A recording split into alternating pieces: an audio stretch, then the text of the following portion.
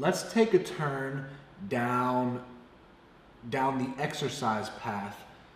What type of exercise do you have people do to lose weight? Is it different for everybody? Is it some people who have bad knees, they swim? Like, what is the type of exercise that people should do to become more healthy and start to create that foundation? Yeah, no, absolutely. And I mean, one of the big things, a lot of times I work alongside a trainer. I have a bunch of, gym owners locally that I colleagues with and that are, have a lot of education on the topic.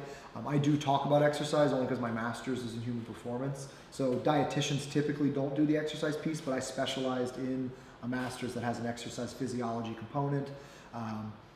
So I typically give people initial recommendations, and then if they want like personal training, I refer them out. Okay. But it does vary from person to person. I mean, you're gonna have, I see people all the way from like elite athletes that are doing crazy training regimens to extremely immobile people with, that are so heavy their knees don't work kind of thing. So overall, the first step becomes, yes, let's just get you moving. And ideally moving in a way that you like, something that you enjoy doing. Exercise should be a part of your life. It shouldn't be this thing that feels like it's detracting from your life. And for me, the gym is a sanctuary. It's a place where I feel good.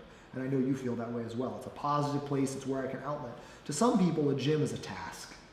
And those people don't need to go lift weights. That's not necessarily the goal. Is weightlifting great for you? Absolutely. But so is kayaking. So is nature hiking. So is rock climbing. There's a lot of things. So is swimming. There's a lot of things that are fantastic for you. It's a matter of finding the thing that you love. So I'll have some people listen to podcasts while they walk. And they can only listen to those podcasts if they're walking.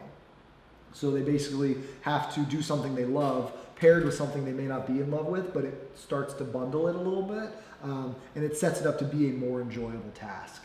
And then you have the people that really like to exercise. And if I'm really going to give someone like a true, like they're open-minded to any type of activity, it's going to be a balanced routine. I'm going to have a couple cardiovascular days, one or two of which will be a HIIT training, a higher intensity training, and one or two of which will be a steady state, a longer run or a longer bike or a longer swim. I'll have a couple lifting days, which will be more strength training, a little more resistance training.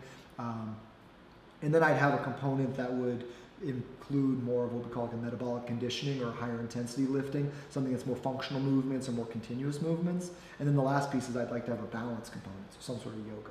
And so you'd find that it would be a varied routine. It'd be somebody that, does one distance day, does a Metcon, which is like a full body HIIT training, does just a leg focused HIIT training, does a couple days of lifting, and then does a day of yoga, and might intertwine a couple of those to coexist. But that sets you up to be a very balanced person, more flexible, more mobile, stronger, faster, better heart, better blood pressure, better cholesterol, better blood sugar, improved weight loss. But then because you're balancing the lower intensity with the higher intensity, you don't get the overly stimulated appetite that athletes get that make people overeat. So it becomes sort of a synergistic exercise protocol. Not everybody can do that. A lot of people are far from that and need to work up towards it. So I meet people where they are, but if I was going to build a pie in the sky workout program or talk about what I do, that is essentially